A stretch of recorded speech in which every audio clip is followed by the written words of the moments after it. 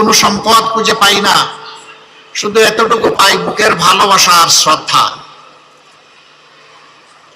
এইটুকু যদি মাদেরকে না দিতে পারি, তাহলে সন্তান হিসেবে জন্ম নেওয়া দুনিয়ায় আমাদের ব্যর্থতা। এ জীবনের কোনো মূল্য নেই। বিশেষ করে মায়ের জাতি আরো আলাদা। একটা মেয়ে শিশুকে মা তিলে তিলে বড় করেন। একটা গাছ লাগিয়েছিলেন, গোলাপ গাছ, সেই গোলাপ গাছের নিচে পানি দেন, সার দেন, কীট পতঙ্গ থেকে রক্ষা করেন, যত্ন নিয়ে বড় করে তোলেন। যখন লেখাপড়া শেষ হলে একটা বয়সে আসলো, এতদিন পর্যন্ত যে মানুষটার যত্ন করে গেলেন মা, কিছু অংশে বাবা, সব অংশে নয়। সন্তানের যত সুখ দুঃখ, ব্যথা বেদনা, চাওয়া পাওয়া, খুনসুটি, অভিমান, সব কিছু মায়ের সাথে। বাবা আসলে ঘরে অনেক সময় ঘুমিয়ে পড়ে, আর সজাগ থাকলে দৌড়ে গিয়ে গলায় ধরে ঝুলে যায়। সবটুকু মা।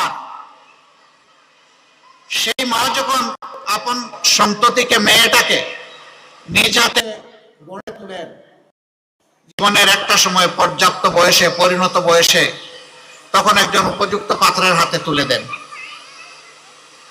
এটি তাদের জীবনের সর্বশ্রেষ্ঠের জন্য উপহার দেওয়ার সময় আমি সবসময় বলি, অনেক জায়গায় যাই, বাচ্চারা আমার ফ্ল্যাগ দেয়, ফুল দেয়, কেউ কেউ আমার চকলেটও দেয়।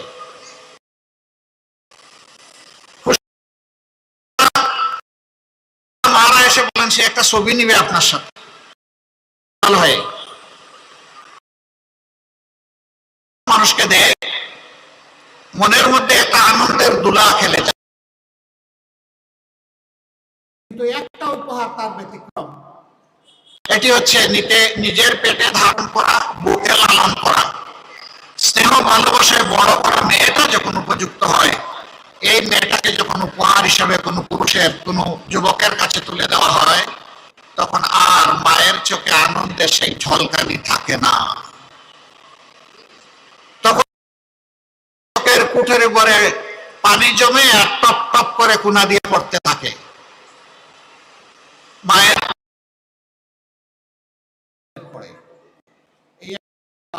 হস্তান্তর করার সময় কাঁদে, মানুষ কাঁদে, ডুকরে কাঁদে।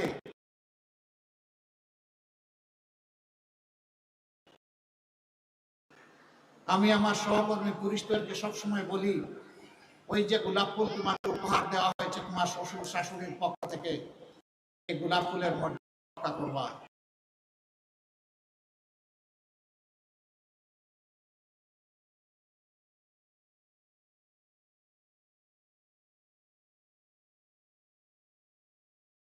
জীবনে তার কোনো কাজে বিরক্ত হয়ে তাকে কষ্ট দিবা না। যখন বিরক্ত হবা, তখন ওই মুহূর্তে তাদের চারটা চোখের দিকে তাকাবা, যে সেই সময় তাদের চোখের চাহনিটা কেমন ছিল। যদি সেই মর্যাদা দেখাতে পারো, তাহলে তোমার বুকের রানী হিসাবে আজীবন তাকে তুমি সম্মান করতে পারবা, ভালোবাসতে পারবা। আমি সমস্ত পুরুষদেরকে উদ্বুদ্ধ করি, মোটিভেট করি, নারী জাতিকে মায়ের জাতি হিসাবে দেখবেন। এ কথাটা আরো জায়গায় বলেছি। একজন বিচক্ষণ সহকর্মী জিজ্ঞেস করলেন, নিজের স্ত্রীকে কিভাবে দেখবেন? আমি অবশ্যই ভালোবাসার স্ত্রী হিসাবে দেখবেন, কিন্তু আপনার সন্তানের মা হিসাবে দেখবেন। স্ত্রী হিসাবে তাকে ভালোবাসবেন, সন্তানের মা হিসাবে তাকে সম্মান করবেন। আপনি যেমন চান দুনিয়ার সমস্ত মানুষ আপনার মাকে সম্মান করুক, আপনার সন্তানরাও চায় দুনিয়ার সমস্ত মানুষ তাদের মাকে সম্মান করুক। যদি এই সম্মান ভালোবাসার পাটাতন তৈরি করা যায়, প্রত্যেকটি ঘর হবে জান্নাতের টুকরা। একটা দেশ হবে সভ্য দেশ, মানবিক দেশ, যেখানে মানুষ পরস্পরকে ভালোবাসবে এবং সম্মান করবে। সম্মানিত মায়েরা, আপনাদের ক্ষেত্রটা কি? কেউ কেউ ধারণা করেন আপনাদের ক্ষেত্র কেবলই ঘরে বসে থাকা। Not that. আপনি ঘরেরও যত্ন নেবেন, আপনি বাইরেরও দায়িত্ব পালন করবেন। আমার ছোট ভাই জাহিদ অলরেডি বলে গিয়েছে, মহিলারা কোন কোন ক্ষেত্রে নবী করিম সাল্লাল্লাহু আলাইহি সাল্লামের জামানায় তারা খেদমত আঞ্জাম দিয়েছেন। আপনারা খুবই ভাগ্যবান। রাসূল করিম সাল্লাল্লাহু আলাইহি ওয়াসাল্লাম জবলে নূরের হেরা গুহা থেকে ইকরা বিসমি রাব্বিকাল্লাযী খলাক কালামে হাকিমের 5টি আয়াত বুকে ধারণ করে সমতলে চলে এসেছিলেন। সর্বপ্রথম যে মানুষটা আল্লাহর দেওয়া এই ওহীর উপর আল্লাহকে আল্লাহ আর মুহাম্মদকে নবী হিসেবে ঈমান এনেছিলেন, তিনি কোনো পুরুষ নন, তিনি একজন মা হযরতে খাদিজাতুল কুবরা রাদিয়াল্লাহু তাআলা আনহা। রাসূল আকরাম সাল্লাল্লাহু আলাইহি সাল্লামের কাছ থেকে দাওয়াত আপনারা প্রথম পেয়েছেন, ঈমান আপনারা প্রথম কবুল করেছেন। মক্কার জিন্দেগি কঠিন ছিল, কাফেররা মুশরিকরা বড় কষ্ট দিয়েছে। সেই সময়টা শক্ত হয়ে পাশে যারা দাঁড়িয়েছিলেন তাদের মধ্যে মায়েরা ছিলেন। ইসলামের জন্য প্রথম যিনি জীবন দিয়েছেন, শহীদ হয়েছেন, তিনি আমাদের আম্মাজান হযরতে সুমাইয়া রাদিয়াল্লাহু তাআলা আনহা। এখানেও আপনারা এগিয়ে আছেন। উহুদের ময়দানে যে মা রাসূল করিম সাল্লাল্লাহু আলাইহি সাল্লামের চতুর্দিকে ঢালের মতো ঘুরে ঘুরে সমস্ত অস্ত্রের আঘাত নিজের দেহের উপর তুলে নিয়েছিলেন, যুদ্ধ শেষ হওয়ার পর যার শরীরের মধ্যে 60টা তীর ঝুলন্ত অবস্থায় ছিল, ভাঙা দাঁত নিয়ে রাসূল করিম সাল্লাল্লাহু আলাইহি সাল্লাম কামড় দিয়ে যে তীরগুলা নিজেই বের করে দিয়েছিলেন, তিনি হচ্ছেন আমাদের মা হযরতে নুসাইবা রাদিয়াল্লাহু তাআলা আনহা। এখানে আল্লাহ রাসূলের কঠিন সময়ে আপনারা ইয়ারমুকের যুদ্ধে মুসলমানদের পা থরথর করে কাঁপছিল প্রতিপক্ষের যুদ্ধের আঘাতের ভয়াবহতার কারণে। একটু সময়ের জন্য মুসলমানরা পিছন দিকে ফিরতে চেয়েছিলেন। একজন মা চিৎকার দিয়ে বলেছিলেন, খবরদার, মুসলমানরা যুদ্ধের ময়দানে কাকে পিঠ দেখাবে না। বুক দিয়ে যুদ্ধ করতে করতে হয় শহীদ হবে, না হয় কুপকাত করে বিজয়ী হবে। আমি এগিয়ে যাব, তোমরা আসো। তিনি কে জানেন?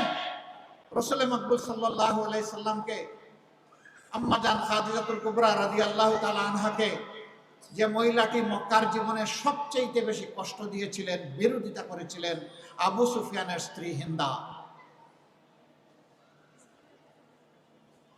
তিনি ঈমান আনার পরে যুদ্ধের ময়দানে গেলেন, ডানা মেলে চিৎকার দিয়ে বললেন, কাউকে পিছনে যেতে দেওয়া হবে না, চলো সামনে চলো, আমিও চলবো তোমাদের সাথে।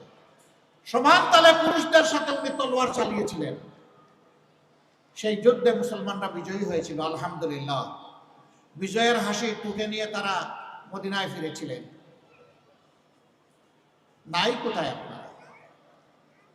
সেই সব জায়গায় যদি, ঝুঁকিপূর্ণ জায়গায় যদি মহিলারা থাকতে পারেন, তাহলে সমাজের সকল জায়গায় তারা থাকতে পারবেন ইনশাআল্লাহ। এই সমাজ সভ্যতাকে আমরা চাই মায়ের স্নেহ, আদর, ভালোবাসায় আমরা গড়ে তুলতে। মায়ের স্নেহের কোনো বিকল্প নেই। দুনিয়ায় বহু কবি, সাহিত্যিক, প্রাবন্ধিক জন্ম নিয়েছেন, মাকে নিয়ে কবিতা, সাহিত্য রচনা এবং প্রবন্ধ রচনা করেছেন। কিন্তু খুব কম সাহিত্যিক, প্রাবন্ধিক, কবি পাবেন যারা বাবাকে নিয়ে রচনা করেছেন। This is due of the mothers. এটা মাদের পাওনা। আলহামদুলিল্লাহ, আমরা মাদেরকে সেই সম্মানের জায়গাটায় রাখতে চাই। আমার ভাই আফসোস করে বলেছেন, এবারকার নির্বাচন অবাধ, সুষ্ঠু হবে, নিরপেক্ষ হবে, সকলে সকলের ভোট যার যার ইচ্ছা মতো দেবে।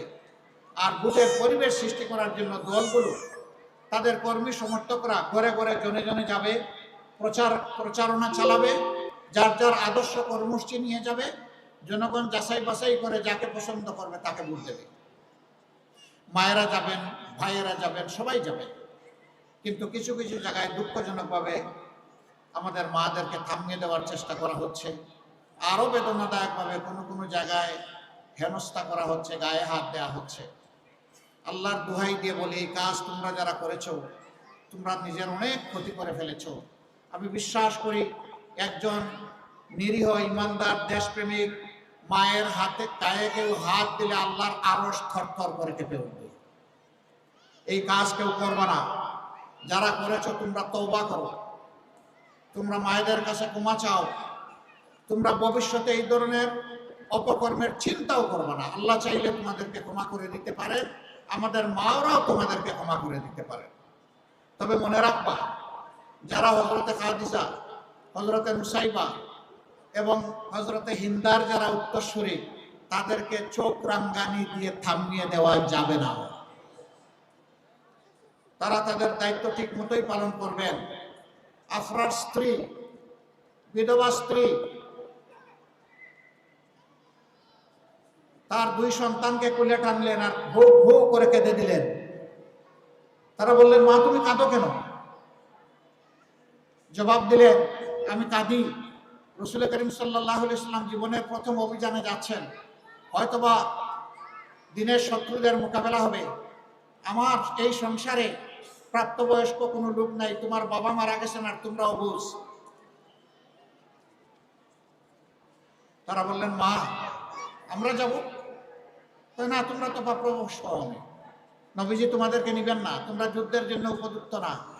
বলে যে আমাদেরকে গোসল করার, যুদ্ধের পোশাক পরায় দেন, মাথায়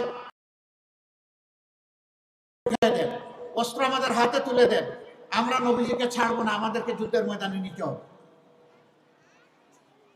আল্লাহর নবী প্রস্তুত। এই 2 যুবক একই উঠে চড়ে হাজির। জিজ্ঞেস করলেন, তোমরা কারা? বলে যে আমরা পিতাহারা এতিম আফরার সন্তান।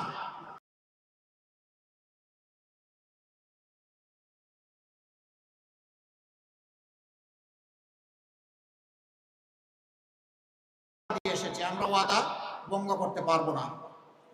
তোমাদের মা তোমাদেরকে এরকম তৈরি করে দিয়েছে? বলে হ্যাঁ, তৈরি করে দিয়েছে। আচ্ছা ঠিক আছে, আসো 2 জনে কুস্তি লাগাও, যে জিতবে ওরে আমি নিয়ে যাব। ছোটজন গলায় ধরে বলতেছে, ভাইয়া ওয়াদা তুমি একা করো নাই, আমিও করেছি, আমি জানি কুস্তিতে তুমি আমাকে হারিয়ে দেবে, কিন্তু আমার একটা অনুরোধ তোমাকে রক্ষা করতে হবে। কয় বলো? কয় যে প্রথম রাউন্ডে তুমি হেরে যাইবে ইচ্ছা করে, আর এরপরে সব রাউন্ড তোমার।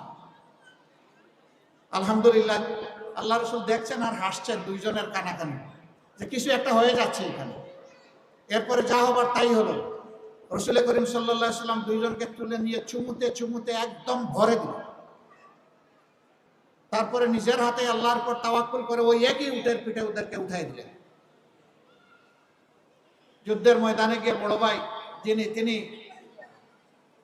রাসূল করিম সাল্লাল্লাহু আলাইহি ওয়াসাল্লামের একজন মর্যাদাবান সাহাবীকে কানে কানে গিয়ে বললেন, চাচা যান, আবু জেহেলকে এই যুদ্ধে কি সে এসেছে? উনি হাসতে হাসতে কিলকিলিয়ে বললেন, তুমি আবু জেহেল দিয়ে কি করবে? ও তো মক্কার সবচেয়ে বড় পাহলওয়ান, যোদ্ধা, দুর্ধর্ষ সেনাপতি। কয় চাচা একটু দেখায় দেন। কয় কেন? মায়ের মুখে শুনেছি সে নাকি আল্লাহ রাসূলকে সবচেয়ে বেশি জ্বালাতন করেছে, ওরা একটু দেখতে চায়। তিনি বললেন, যার মাথার পাগড়িটা সবচেয়ে বড়, যার দাড়ি সবচেয়ে লম্বা, যে মানুষটা এখানে সবচেয়ে উঁচু, যার মুখে গুটির দাগ, তার নাম আবু জেহেল। ওনার বর্ণনা শেষ হওয়া মাত্রই ছু করে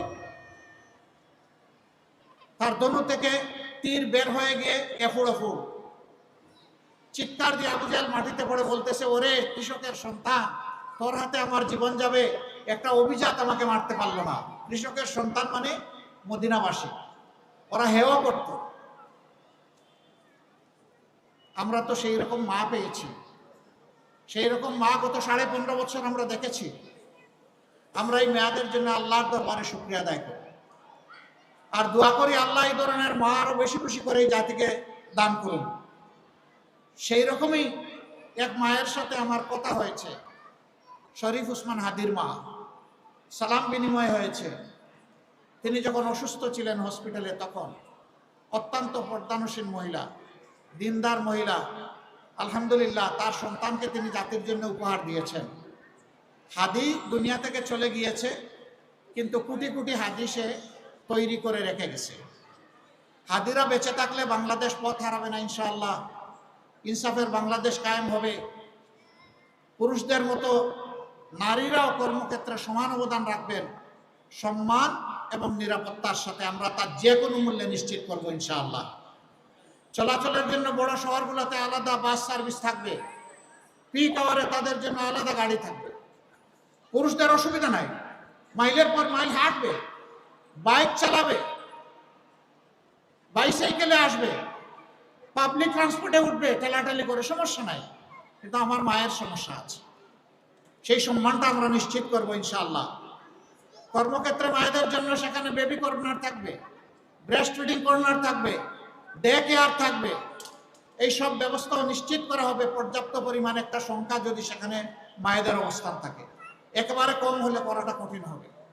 পর্যায়ক্রমে সব ইনশাল্লাহ আমরা করব। আমরা বলেছিলাম যে সমস্ত মায়েরা সন্তান পোষেন তাদের জন্য আমরা 5 ঘন্টা কর্মঘণ্টা করতে চাই। কিছু লোক হই হই রই রই শুরু করে দিল। 5 ঘন্টা করলে তারা তো আর মানুষ তাদেরকে কর্মক্ষেত্রে নেবে না। আমাদের কথাগুলো না শুনেই চিৎকার শুরু করে দিল, লাফালাফি শুরু করে দিল। আমরা কি বলেছি তারা বোঝারও চেষ্টা করে নাই। আমরা বলেছি বহু মা সন্তান লালন পালন করতে গিয়ে চাকরিটাই ছেড়ে দেন, এরপরে সেই চাকরিতে আর ফিরে যেতে। যদি কর্মঘণ্টা করা হয়, সন্তানের সেখানে যদি বেবি কেয়ার সিস্টেম করা হয়, তাহলে ও মা তার প্রয়োজন পূরণের জন্য, তার দক্ষতা কাজে লাগানোর জন্য সেখানে থেকে যাচ্ছেন, তাকে বিদায় নিতে হচ্ছে না, তিনি ঝরে পড়ছেন না। আমরা বলেছি এই যে গ্যাপ হবে, এই গ্যাপের দায়িত্ব রাষ্ট্রকে নিতে হবে। মারাই তো রাষ্ট্রের বুনিয়াদ, তাদেরকে বাদ দিয়ে তো কোনো কিছু কল্পনাই করা যাবে না। যারা সন্তানও আপনার মতো আমার মতো সন্তানকে বড় করলেন, আবার কর্মঘণ্টা ওই সময় কঠিন সময় 8 ঘন্টা আপনার মতো আমার মতো করতে হবে, এটা কি অবিচার নয়?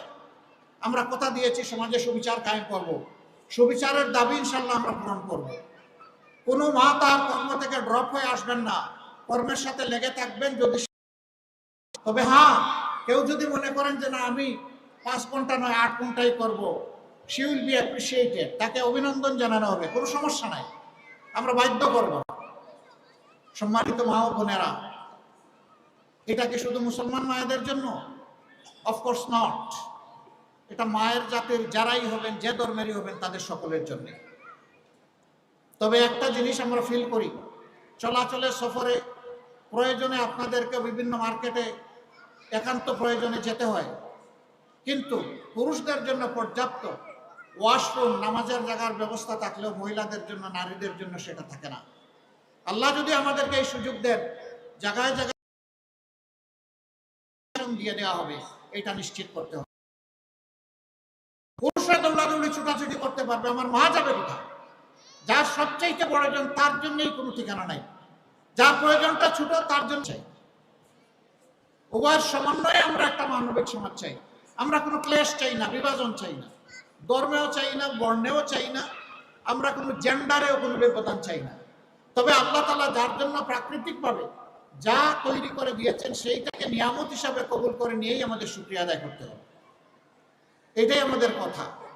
আপনাদের প্রতি আমাদের অনুরোধ, 12 তারিখে 2টি ভোট। একটা হচ্ছে হা ভোট। হা মানে হচ্ছে বাংলাদেশ জিতে যাওয়া, হা মানে হচ্ছে আজাদি, হা মানে ফেসিবাদ, যন্ত্রণা আর ফিরে না আসা। অতএব ন্যায় এবং ইনসাফের বিপক্ষে, পরিষ্কার কথা। দূর অতীতে আমাদের যাওয়ার দরকার নাই। যেদিন থেকে আল্লাহ তাআলা কিছু মুক্তির ব্যবস্থা করে দিলেন, 5ই আগস্ট 24 সাল, সেদিন থেকে কার আমলনামা কেমন, কার দৃষ্টিভঙ্গি, চলাফেরা, কাজকর্ম, আচার আচরণ, কার নীতি পলিসি কেমন, সেইটা আপনাদের সকলের সামনে পরিষ্কার। এখানে যাদেরকে সুনীতির উপর পাবো, যাদের উপর আস্থা রাখতে পারবো, আমার দেশ, আমার মাটি, আমার মা, আমার ভাই, সবার আমানত যারা রক্ষা করতে পারবে, ইনশাআল্লাহ 12 তারিখের ভোট তাদের পক্ষে হবে। আমরা ইনসাফের প্রতীক দাঁড়িপাল্লা দিয়েছি। আমরা ওজন করে সকলের পাওনা তার ঘরে পৌঁছে দিতে চাই। যার যেটা অধিকার, যার যেটা পাওনা, সেইটাই দাঁড়িপাল্লার নিক্তিতে ওজন করে ইনশাআল্লাহ আমরা পৌঁছে দিতে চাই। আল্লাহ যেন আমাদেরকে তাওফিক দান করেন। মায়েরা আসল মানবতার বিজয়ের জন্য, আল্লাহর দ্বীনের বিজয়ের জন্য, একটি সুষ্ঠু পরিশীলিত সভ্য উন্নয়নমুখী সমাজের জন্য আমরা এগিয়ে যাই। এখানে যুবতীরা যারা আছেন তাদের জন্য আমরা এতটুকু কথা বলতে চাই, আমরা তোমাদের হাতে কোনো বেকার ভাতা তুলে দেব না। আমরা তোমাদের 2টা স্কিল উপহার দেব। একটা হচ্ছে লিঙ্গুইস্টিক স্কিল, ভাষার দক্ষতা, ইংলিশ আরবি, অবভিয়াসলি যার জন্য যেটা প্রযোজ্য। বাংলা তো আমার আছেই। আর দ্বিতীয়টা হচ্ছে হাতকে দক্ষ মানুষ হিসাবে আমরা গড়ে দেব তোমাদের হাতকে। সেই প্রফেশনাল এডুকেশন আমরা দেব ইনশাআল্লাহ। যাতে তোমরা সম্মান এবং মর্যাদার সাথে কাজ নিয়ে তোমরা থাকতে পারো, বেকার ভাতা নিয়ে নয়। আমরা বেকার ভাতাকে মনে করি যুব সমাজকে অপমান করার শামিল। তারা কি কারো কাছে মিছিল করে বেকার ভাতা চেয়েছে? তারা কাজ চেয়েছে, তারা কর্মসংস্থান চেয়েছে। আমরা তাদের হাতে ইনশাল্লাহ কাজ এবং কর্ম তুলে দেব, তাদেরকে সম্মানিত করব, তারা সম্মানিত করবে জাতিকে এবং দেশকে। আপনারা আমাদের জন্য দোয়া করবেন। 12 তারিখের এই বিজয় বাংলাদেশ জামাতে ইসলামের বিজয় না হয়ে 12 তারিখের এই বিজয় হোক 18 কোটি মানুষের বিজয়। 18 কোটি মানুষের বিজয় যদি হয়, আলহামদুলিল্লাহ, এটা হবে জামাতে ইসলামের বিজয়। আমরা কোনো ব্যক্তি, গোষ্ঠী, পরিবার, দলের বিজয় চাচ্ছি না। আমরা চাচ্ছি সত্যিকার অর্থে মানবতার বিজয়, 18 কোটি মানুষের বিজয়। আমাদের চোখে সকলেই সমান। নাগরিক হিসাবে এই দেশে যারাই জন্ম নিয়েছেন, যারাই বসবাস করেন, আমরা সবার প্রতি শ্রদ্ধাশীল। তার ধর্ম বর্ণ আমরা দেখব না। তিনি আশরাফুল মাখলুকাত, একজন মানুষ। আমাদের বিবেচনার জন্য এটাই যথেষ্ট। কষ্ট করে আপনারা এসেছেন, আপনাদের জন্য ঘর থেকে বের হওয়া অত সহজ না। এই যে এখানে ফুলপুরিদের মেলা, এখানে সব ফুলের কলিগুলা সবাই চলে এসেছে এখানে, এসে তারা এনজয় করতেছে। এদেরকে নিয়ে সামলিয়ে আপনাদের এখানে আসা, আবার নিয়ে যাওয়া, আপনাদের এই স্যাক্রিফাইস, এই ত্যাগ আল্লাহ তাআলা কবুল করুন দেশের জন্য, জাতির জন্য।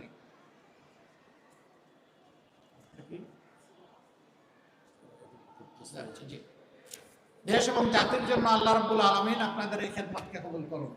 আমি শেষ পর্যন্ত অনুরোধ করেছি আগে, যারা মায়ের গায়ে হাত বাড়িয়েছেন, অপমান করেছেন, তোমরা ক্ষমা চাও, তওবা করো, আল্লাহ তোমাদেরকে মাফ করে দেবেন।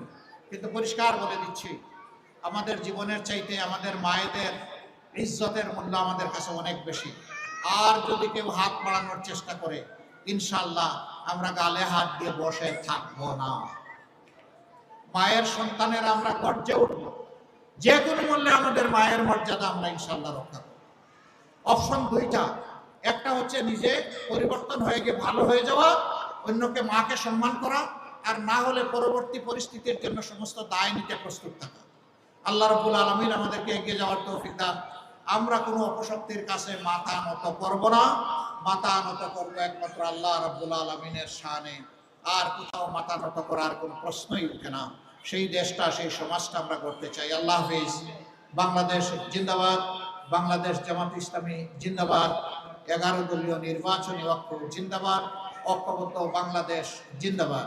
আসসালামু আলাইকুম ওয়া রাহমাতুল্লাহি ওয়া বারাকাতুহু। আলহামদুলিল্লাহ, সংগ্রামী উপস্থিতি। এ পর্যায়ে আমাদের সামনে আজকের এই মহিলা সমাবেশে সভাপতি বক্তব্য রাখবেন বাংলাদেশ জামাত ইসলামী ঢাকা